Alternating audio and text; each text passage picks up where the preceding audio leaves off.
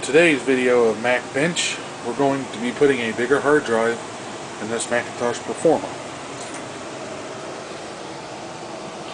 They don't make this easy.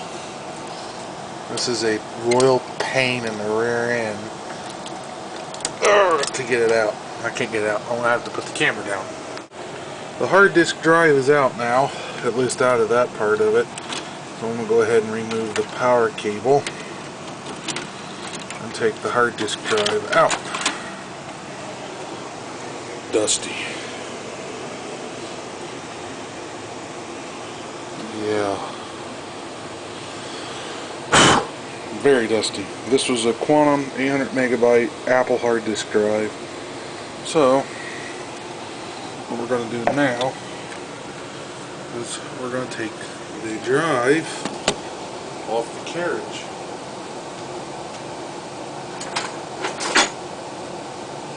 But I need my handy dandy screwdriver to do this. Oops, missed it.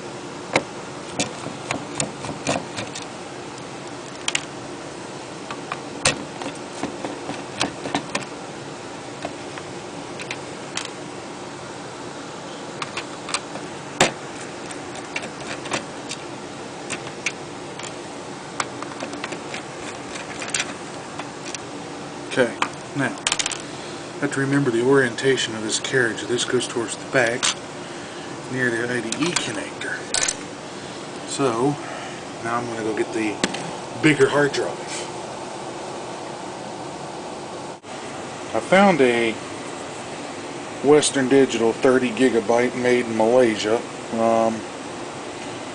I've got the slave, master, and single jumper settings. Right now I have it set for master, but I don't remember what it has to be set at. Plus I'm not sure if the Mac is going to see this hard disk drive of this capacity. But this video is for the masses, so I'm going to give it a shot anyway. Go ahead and put our hard disk cradle back into place as soon as I can get a screw started somewhere. These screws might actually be too big for this hard drive. Maybe. We'll find out. Nope, it took it.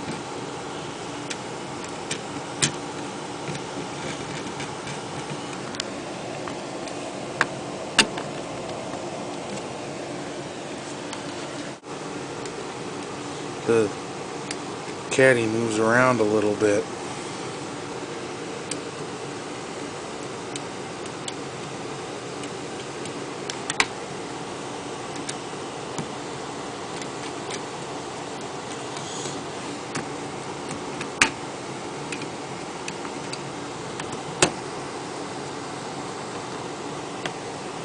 Okay, now I have the caddy installed.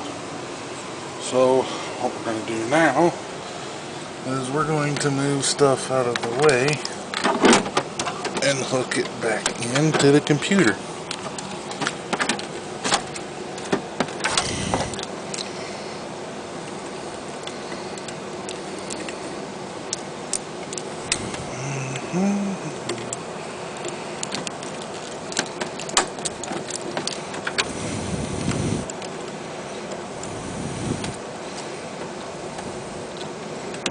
Now this machine here has a TV tuner, Ethernet, and I already have the local talk connection hooked up between this computer and that computer. Okay, now that we have the hard drive in place, let's go ahead and fire it up.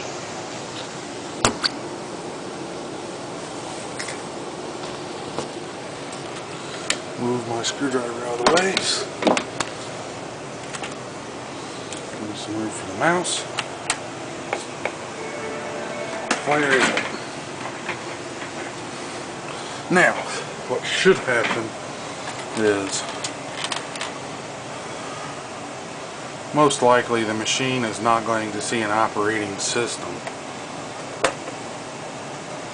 because there's no operating system on the drive.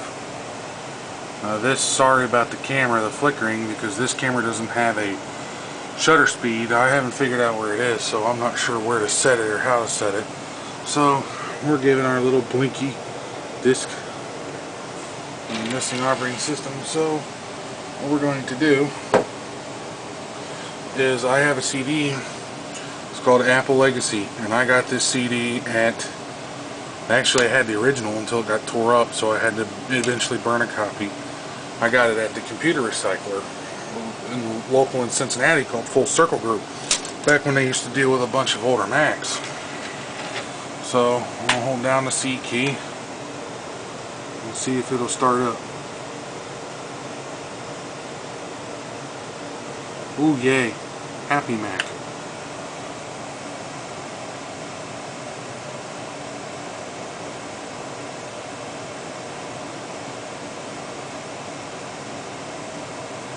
So we're going to go ahead and let this thing start up and get into the hard disk editing stages.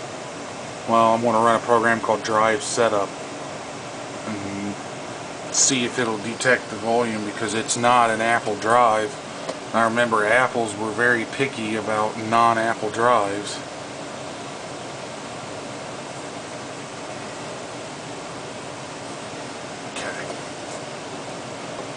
Should go ahead and put my little trash icon down there as soon as it loads the finder. Well, nope, it's up there.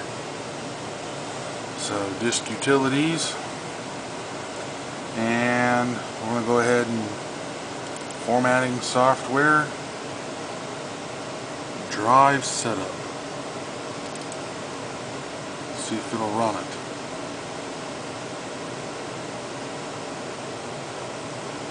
Searching for drives connected to this computer. It did not see the hard drive. That's not good. Well, let's try drive setup 1.5.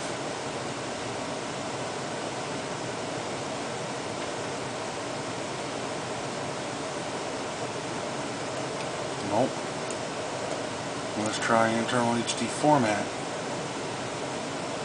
No ATA device found. So, time to troubleshoot what it is. It's probably the jumper, or it's too big. Be back in a little bit. Okay, here we go. I had to move the jumper in the back to cable select, not master. Has to be on cable select. Macintosh 27.9 gigabyte wants to format, but we're not going to do it this way. What I want to do is I want to try to use the drive setup program to set it up that way. Formatting software. Okay, we're going to run drive setup 1.7.3.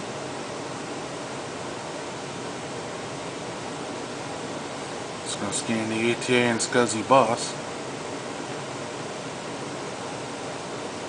There it is. Now, what we're going to do is, let's see, initialization options. I want to do a zero all data. Nah, I don't think I'm going to go through all that. Actually, I'm going to. I'm going to zero all the data. That way I'm going to make sure there's nothing on the drive for data security reasons.